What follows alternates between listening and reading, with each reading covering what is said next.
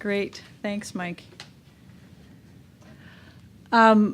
So looking forward then, so Mike sort of took you where we've been. I'm going to be spending the remainder of the presentation looking forward. And as I mentioned at the outset, this next 3 years of Positive Energy is forward-looking, exploring Canada's energy future in an age of climate change. And one of the things that we've brought forward in this report, and I would highly encourage you to read it, there are copies there, makes for some great reading, we hope. But one of the things that we tried to bring forward in this report is this notion of parochialism, and that many of our debates around energy, environment, and climate in Canada have tended to be, whether it's sort of domestically focused or regionally focused, but they've also tended to be relatively sort of inward looking, not necessarily looking at some of the larger drivers that are affecting decision making across all sectors, energy and climate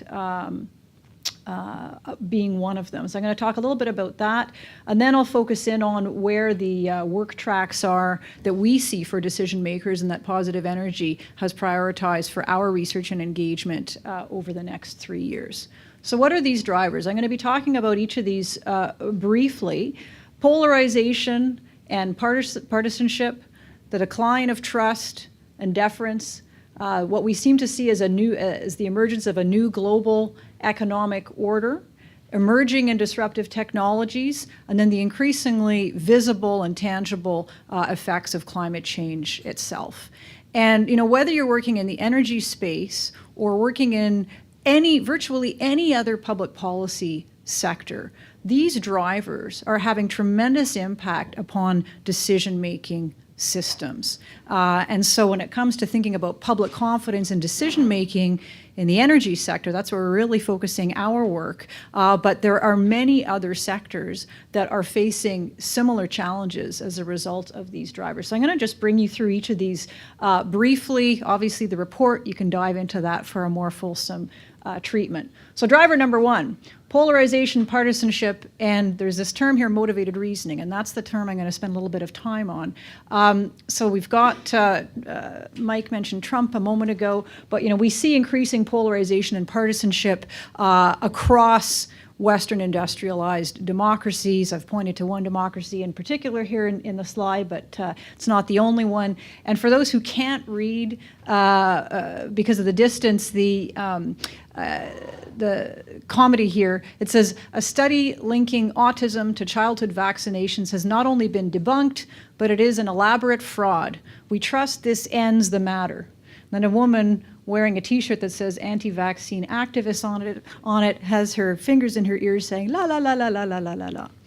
And this is a really interesting illustration of what literature in cognitive psychology and political science refers to as motivated reasoning, which is that we perceive risks not necessarily based upon sort of a solid, rational assessment of the evidence, but based upon our values, based upon our worldviews, and in some instances also based upon our group identity. And this is very troubling, particularly in the energy sector, which is the focus of our work, to the extent that key issues in the energy sector, call it a carbon tax, call it market access, call it transition, give it whatever concept that you want, once those become closely related to group identity and notably partisan political identity, it can be very difficult to undertake evidence-informed decision-making because the assessment of those issues is coming through our group identity and values and worldviews potentially more than it is coming from a rigorous assessment of the evidence. And I see people in the room getting uncomfortable about this. Good. It's a very uncomfortable, challenging issue that I think we're going to need to explore.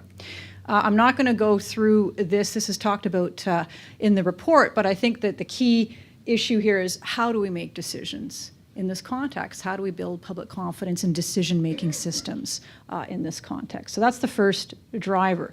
Second driver, the decline of trust and deference. And so if we've got, and we see this, the Edelman Trust Barometer over the last number of years has shown a very concerning decline in trust across the Western world in key institutions, whether those are government institutions, think policymakers, think regulators, whether that's the media, whether it's industry, we're seeing decline in trust. But we're also seeing trust in flux. In essence, who or what people trust and with what levels of commitment is changing. Anybody who's been following Edelman will see every year they come out with seemingly something new. Trust is going in all of these different directions. Trust and confidence is very much in flux. And is this then a further blow to evidence-informed decision-making in an environment where people are less trusting and less deferent to decision makers, whether those are policymakers, regulators, communities, and the like? So how does one take evidence-informed decisions when both the substance and the process of decisions are in question, right? And we've seen this in the energy space, particularly around regulatory agencies, but also around broader decision makers, whether they're policymakers or others. The third driver, are we seeing long-standing verities under threat in the global economic order? And I just, as an illustration here, we chose Brexit. But when I think back, when I did my doctoral studies in the 1990s, the question of the day was, how is globalization and processes of economic integration, how are they affecting domestic policy formation? That's what I did my doctoral work on. Now, the question is actually, in some cases, the opposite. How are processes of sort of economic autarky, how are processes of protectionism, how are those affecting domestic policy formation, and how are they affecting international and intergovernmental policy formation? So we've got a very different environment within which decision-making is taking place.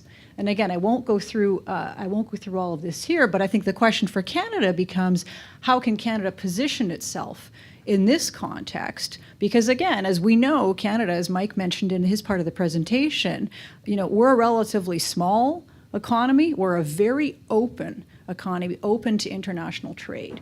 And in an environment, if we have increasing protectionism, what does that mean for Canada going forward? How should Canada be positioning itself? Driver number 4, rapid technological change emerging in disruptive technologies. In the work that I do at the Institute for Science, Society and Policy, this is a huge component of our research and engagement and outreach agenda, and one that is often overlooked by decision makers who, for all kinds of legitimate reasons, are sort of focusing on the here and now and not necessarily thinking about what's coming down the pike. Just in case you weren't aware, what's in the box there, it's a positive energy report. It's on its way to you, to your home address. It's all good. AI, we've gotten it all taken care of for you. So the next one's going to come to you by drone. I mean, we laugh, but the question is, what does public confidence look like in artificial intelligence, in new information technologies, in machine learning, and the like? And many of these processes can be facilitative for energy, facilitative for reducing the energy consumption, the emissions intensity. I mean, I love the idea of my house being a smart home and maximizing the efficiency of the energy usage in the house. But at the same time, we also need to think about, what does public confidence look like in those systems? Think about the rollout of smart grids. Think about the rollout of smart meters, how that has been a fairly bumpy process in some jurisdictions, and that's just one relatively small, in the grand scheme of things, technologies. What is this going to look like writ large in the coming decades? The fifth driver, climate change impacts and adaptation, the increasingly visible and tangible effects of climate change itself. And we refer to this in the report as potentially the neglected side of the climate change coin. But increasingly, these issues are going to be felt in real ways and potentially have, and I think this is what we want to point to in the report, potentially have an impact on public confidence when there are tensions when it comes to resource allocation between climate change adaptation, where much of climate change mitigation, where much of the focus has been to date, to climate change adaptation. There will be tremendous resource requirements going forward. What is that going to look like for Canada? So for us at Positive Energy, we see, and coming up with this sentence, it probably took us 8 months, but we're pretty pleased with it now. But for us, the key question for Canada is, how can Canada, an energy-intensive federal democracy with a large resource base, and we're not just referring to energy there, natural resources writ large, how can the country build and maintain public confidence? And our focus is public authorities. We're really focusing in on policymakers, regulators, and the like, making decisions about Canada's energy future in an age of climate change. We see a number of key areas for decision makers to focus on. Those are also the areas conveniently that we're focusing on at Positive Energy, and that we're really looking forward to your comments on today. So 3 critical work tracks, the first of which is polarization. How do we take decisions? How do we build public confidence in decision making? How do we navigate through polarized contexts? This is going to be a core challenge for the country going forward. Roles and responsibilities. And here what we're referring to is how can we strengthen and better think about coordination of relationships between decision makers, in this case public authorities, in the energy and climate space. And those decision makers, again, it's important, I think, to point out, I've been mentioning policymakers and regulators, but it's Indigenous governments, it's municipal governments, it's a whole host of emerging, very influential and important decision makers where we haven't necessarily thought through exactly what the relationships are going to look like between them. Mike mentioned a moment ago the province of British Columbia and federal provincial dynamics in this space. We see that heating up, not cooling down over the next number of years, and the need for some focused research in that area. And then finally, consensus building. How do we build consensus around whether it's Canada's energy future in the broadest of senses, or whether it's a particular energy project in a more narrow sense? What are some of the models for building consensus, but also what are some of the limits to those models? We seem to, in some instances, our research has suggested that in some instances there is almost a sort of a blind faith that more consultation, more consensus building will actually lead to consensus. Well, that's not necessarily the case. So what are the appropriate models to utilize in which circumstances, and what are the limits to those models? So I'm going to take you very briefly through each of these, and then we're going to close up this presentation. So when it comes to polarization, we need a better understanding of what the causes of polarization are, what its consequences are, but most importantly, this bottom piece here, how to address it.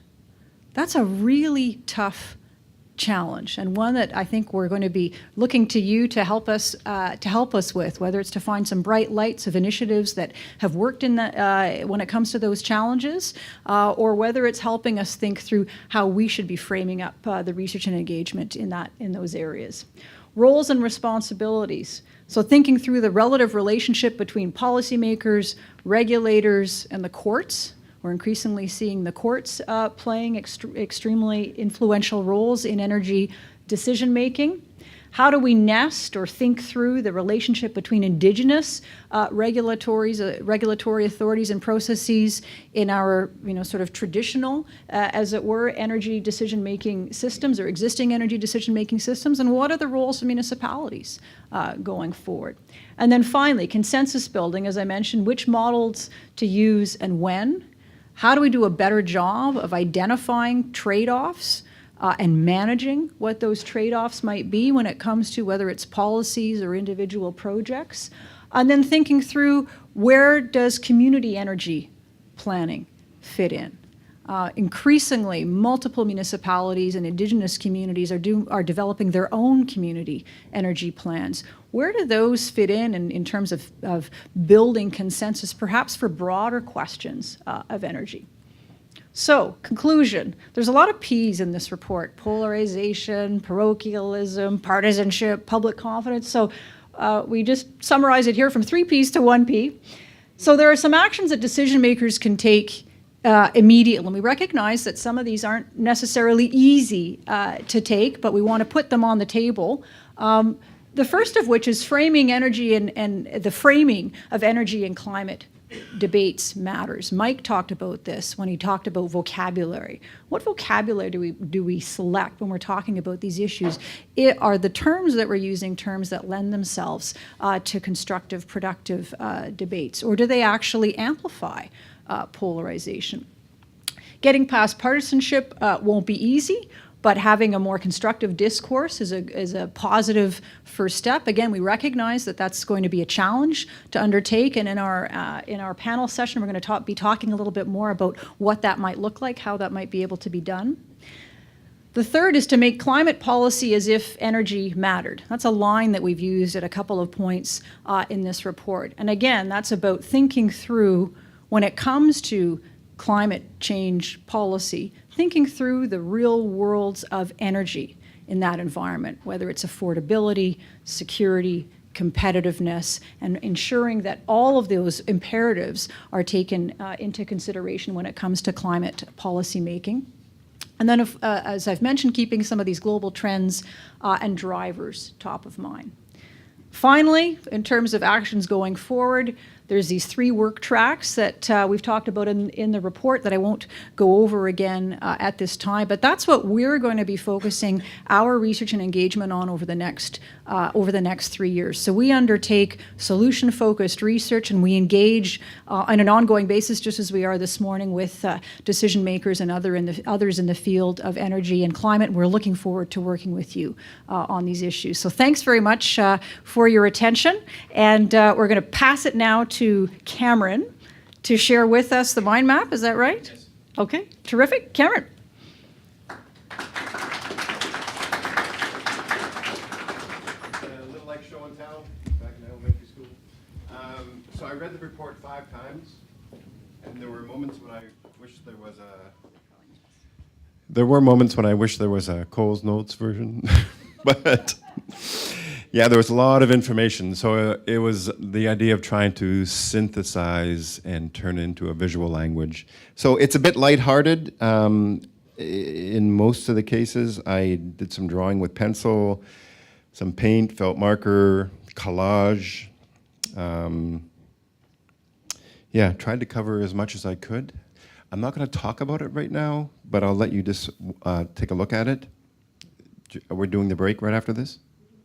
Okay, so here it is. So come up when you have a moment. It's a little lighthearted. We're going to have it on the screen, but I just finished it this morning. So yeah, some of the key elements, and I talked to Monica about some of it, but some of the targets that we have to meet. The skeptic hammering down on evidence-based decision-making, some of the key players in Canada and what they've been saying. Seems like every time, even on the prairies, when I turn the TV on, Mr. Ford is talking about no cap and trade. So it might be a bit hard to see from back there, but come up when you have a moment. When I do the live mind mapping, I'll do a drawing. I'm not going to record so much what's being said on the panel, but I'm going to record your thoughts when you tweet Raphael and I, or when you tweet to Raphael, and we'll explain that after the break. But we're going to ask you for one word to sum up what you think of all this business. Hey, that's sort of it. Yes. So thank you. Enjoy your break, and we'll reconvene. Thank you.